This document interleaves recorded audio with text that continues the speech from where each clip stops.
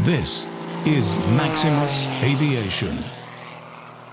Well, in our top story today, and hot on the heels of their announcement of single-operated A350s with open toilets on the flight deck, apparently Airbus has torn a page straight out of Boeing's playbook, as an investigation by the Australian Transport Safety Bureau, the ATSB, has revealed that a tool used during maintenance inspections was mistakenly left inside the engine of a Qantas A380 and remained there for nearly a month, during which the aircraft completed 34 flights, logging nearly 300 hours of operation.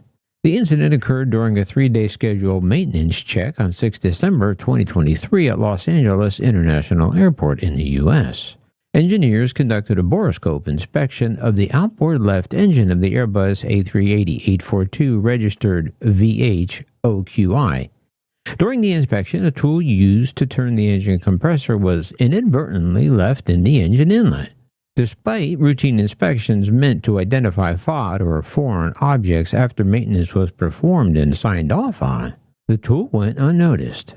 The aircraft was cleared for service on the evening of 8 December and departed LAX for Melbourne, Victoria. It continued to operate flights without issue for nearly a month, so on January 1, 2024, the aircraft returned to LAX for another 3-day scheduled maintenance check. During this inspection, the missing tool was found, lodged in the engine's low-pressure compressor. By this time, the aircraft had completed 34 flight cycles, accumulating a total of 293.74 flight hours, with the tool still in the engine. The ATSB investigation determined that the tool was not identified during post-maintenance foreign object debris inspections, which are intended to ensure that no tools or debris remain in or around critical components. Furthermore, Qantas engineers' lost tool procedures were not initiated before the aircraft was cleared for service. Like I said, it sounds like Boeing. The certifying engineer responsible for releasing the aircraft did not follow up on the missing tool, allowing for the aircraft to re-enter service without the issue being addressed. When asked by the media to explain this, Qantas said engineering has since implemented measures to prevent similar occurrences. On 2 January 2024, an internal incident report was filed emphasizing the importance of proper tooling control. Staff were immediately briefed on ensuring all tools were accounted for and returned to the tool store. Additionally, a comprehensive internal investigation was completed, culminating in a safety directive issued by Qantas Engineering's executive manager on 4 March 2024. The directive requires all Qantas Engineering employees to strictly adhere to the company's tooling control procedures without exception. However, the discovery of the tool after nearly 300 hours of flight raises significant concerns about FOD or foreign object debris risks and damages, and highlights the importance of robust tooling control and inspection protocols. The incident serves as a reminder of the critical role of maintenance procedures in ensuring the safety and reliability of aircraft operations. The ATSB said their findings and Qantas's corrective actions underscore the importance of vigilance and maintenance practices to prevent similar oversights in the future. And seeing as Airbus has found itself in a Boeing state of mind lately, how about some Boeing news? According to FAA Administrator Mike Whitaker, Boeing has yet to restart production of its 737 MAX airplanes for more than a month after the International Association of Machinists and Aerospace Workers strike ended. But while Boeing plans to resume later this month, there's still no firm start date. The FAA's boss revelation came during a visit to Boeing's 737 production facility in Renton, Washington.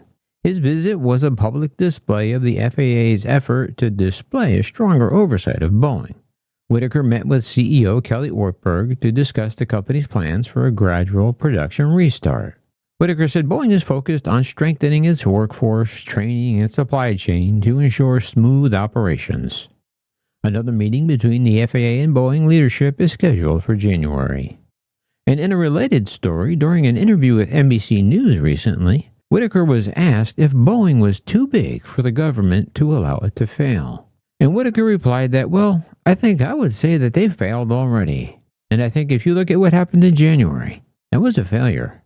And they are going through a pretty substantial reset, he said.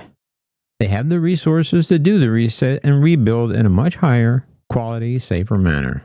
Well, Airbus has inked yet another huge aircraft order as Tata Group-owned Air India has confirmed an order for 100 new Airbus aircraft, intensifying its fleet expansion strategy.